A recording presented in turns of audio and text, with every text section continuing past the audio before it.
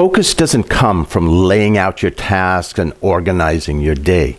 Focus doesn't even come from being clear on what you need to do. In a lot of ways, focus comes from knowing what you need to say no to.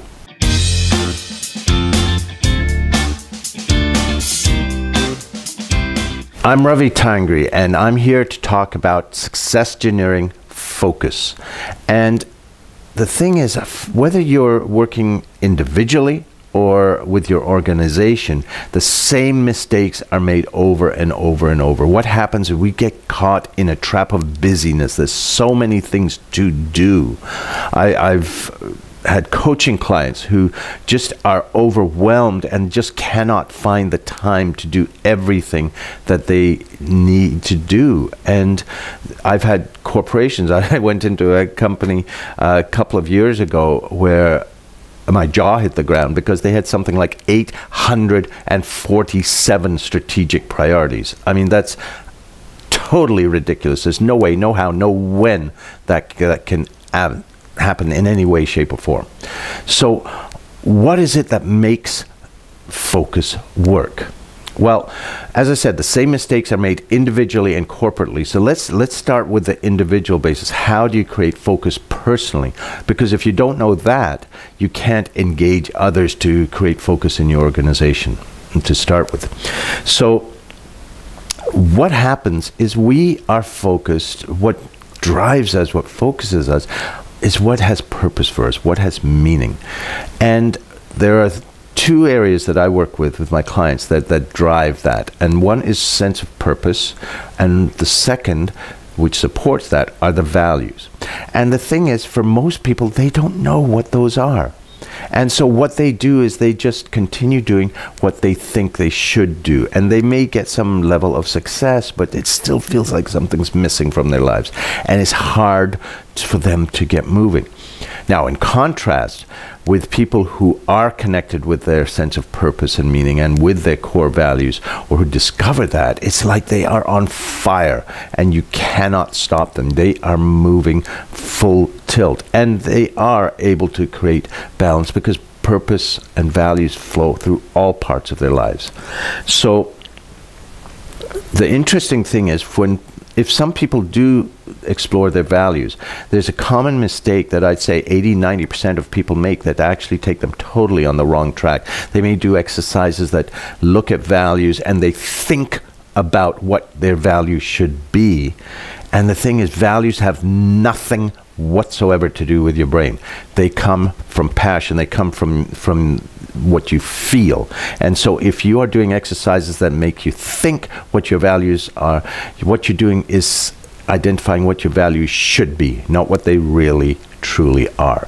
So one of the things, if you would like, in this month's newsletter that I have, I'm going to give you a simple exercise that you can use to really start to get a handle on what your core values are, what motivates you. If you just go to Ravi Tangri, RAVITANGRI.com, you can sign up for the newsletter and you can get that exercise right now.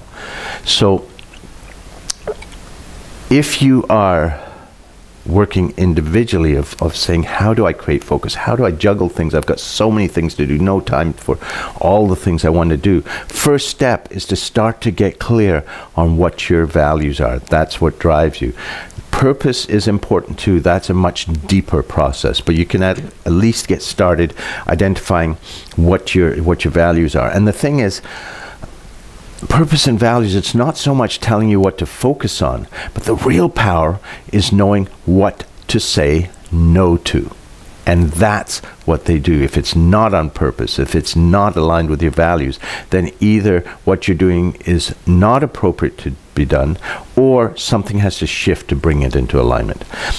I don't believe in having to motivate yourself to do goals. I believe in finding goals that are aligned with your values and your purpose, and then the motivation is built in. Okay, so that's on an individual basis. If you're not clear on your purpose, your values, your primary priority should be discovering what they are. And you can start by getting a handle on what your core values are. Now, if you're motivating people, you have to connect to what their core values are. But as I said, for most people, they don't know what they are. And a lot of people say, well, this is wishy-washy stuff. This is not real. We've got to do business. Well, you know what?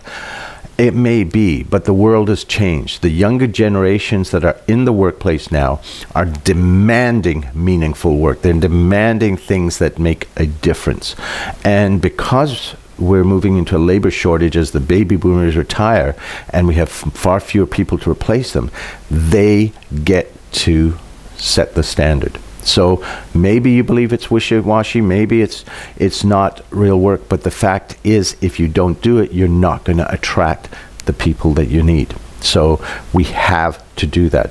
So let's look at what works, okay? And let's take an example. There's a guy by the name of D. Hawk who used to run a small organization you might have heard of. It's called Visa International, some $20–30 trillion. And interesting thing is, what Dee said is that the key in running even an organization like that is not policies, it's not procedures, it's not org charts or job descriptions. He said you absolutely have to start with shared purpose. Why are we doing the work we do? That drives alignment, even in a complex environment like that. Then you get into principles or values and so on and so forth. Now, when I say purpose, I'm not talking about vision speak or mission speak, that we strive to be a world-class organization of insert product here. That's total, utter waste of time.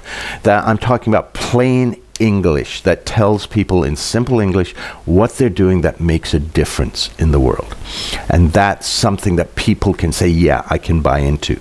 And then when you get into values, a lot of times, again, there's a lot of corporate speak where you create these values and put them on the pretty plaque on the wall. And in 90% of organizations or more, what people do is they either walk by and ignore those, or if they actually acknowledge them, they just roll their eyes because they know that's not what the company lives.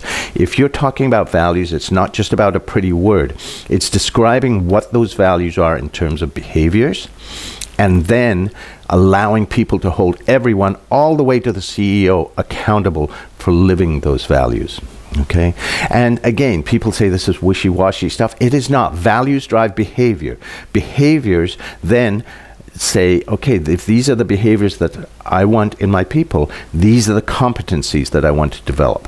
So this whole issue of purpose, values, and so on can be very strategic. And D. Hawk, as he went through the process, you start with purpose, you start with values, then you define who you need to work with, who are you playing with, who needs to be around the table. And then you get into things like the structures and the policies and how you actually do the work. This is where it starts. Focus starts from aligning passion, aligning purpose, aligning values, bringing your people on board so that they can bring 100% of who they are to the game.